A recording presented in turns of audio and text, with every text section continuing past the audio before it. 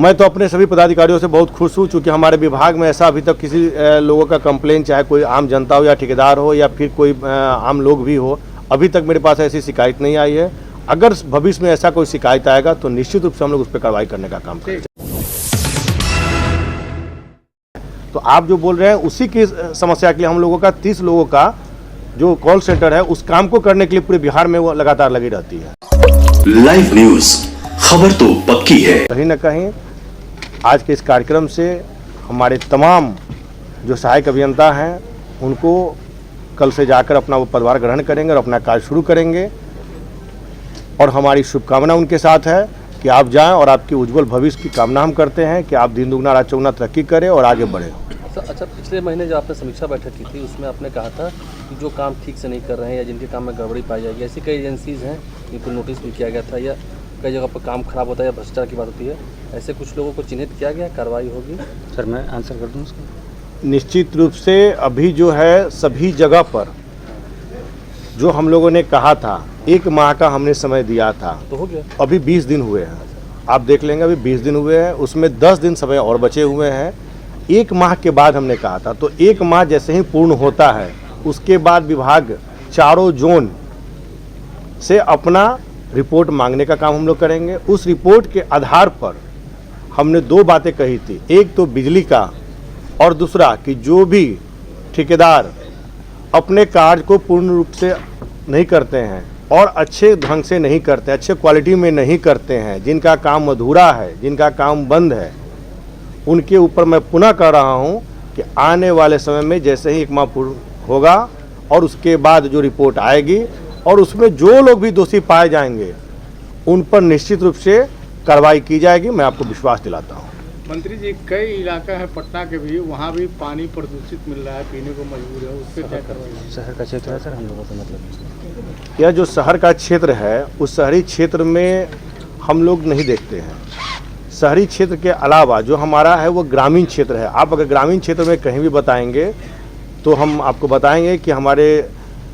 जो मुख्य अभियंता हैं पटना के, उनके साथ हमने 2 दिन पहले ही हमने बैठक किया था और 2 दिन पहले उन्होंने पूरा बताया है कि हमारे यहाँ जो भी है CGRC के तहत जितने भी कंप्लेन थे वो हम सभी का निष्पादन कर चुके हैं और कहीं भी कोई शिकायत बचा नहीं है। अच्छा, एक सवाल ये है सर कि जिस तरह से गाँव में लोग अभी जैसे पूरे बिहार भर में बोरिंग कराते हैं, अपने घर में करा लेते हैं, इसको लेकर अन्य राज्यों में एक अलग नियम है, परमिशन लेना पड़ता है, अपने बिहार में नहीं है कि यहाँ भी आने वाले समय पानी का शॉर्टेज रहता है गर्मी में, तो क्या ऐसा नियम लाने के बाद में विभाग विचार कर रहा है? देखिए, इसके लिए तो अभी आप जो बता रहे हैं इसके लिए एक बैठक जो पिछले बार हुई थी, उस बैठक में माननीय मुख्यमंत्री जी ने कहा था कि अपने अपने विभाग से जिन लोगों का जो भी इस प्रकार की बातें आ रही है, जो दूसरे राज्यों के आपने जो उल्लेख किया है, तो आने वाले समय में निश्चित रूप से हम अपने विभाग का भी बनाकर और जो सामने जो कैबिनेट की बैठक होती है उसमें हम लोग से जब मांगा जाएगा तो निश्चित रूप से हम भी अपने विभाग से देने का काम करेंगे। सर, जो जल स्तर घट रही है लगातार, उस पर सवाल किया जा रहा है, उसको कैसे देख रहे हैं आप? उसके लिए भी कुछ देखिए, जहाँ जल स्तर घट रही है और जहाँ पानी का दिक्कत हो रही है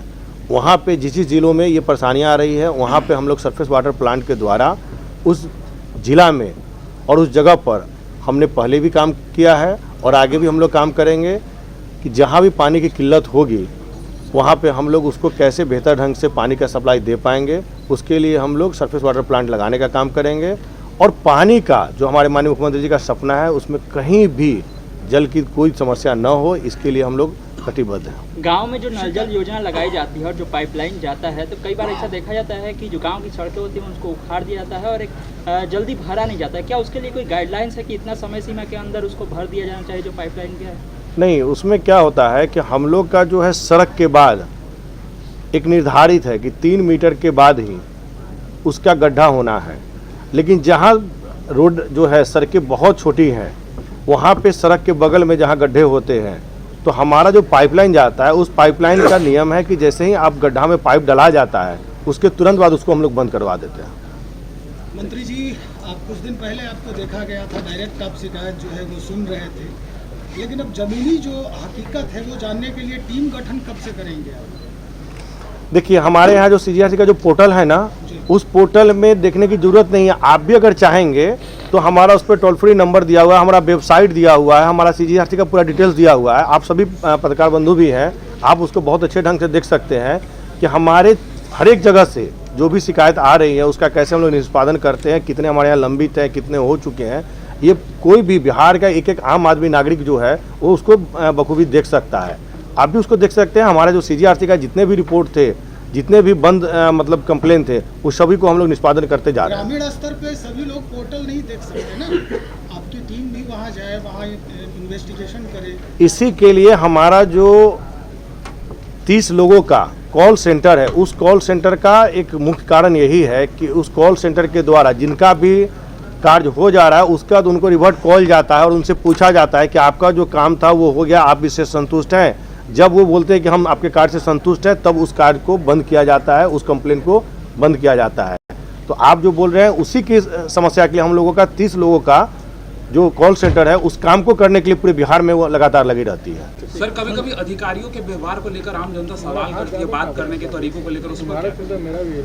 मैं तो अपने सभी पदाधिकारियों से बहुत खुश हूँ, चूँकि हमारे विभाग में ऐसा अभी तक किसी लोगों का कंप्लेन, चाहे कोई आम जनता हो या ठेकेदार हो या फिर कोई आम लोग भी हो, अभी तक मेरे पास ऐसी शिकायत नहीं आई है। अगर भविष्य में ऐसा कोई शिकायत आएगा तो निश्चित रूप से हम लोग उस पर कार्रवाई करने का काम करेंगे। लाइव न्यूज, खबर तो पक्की है।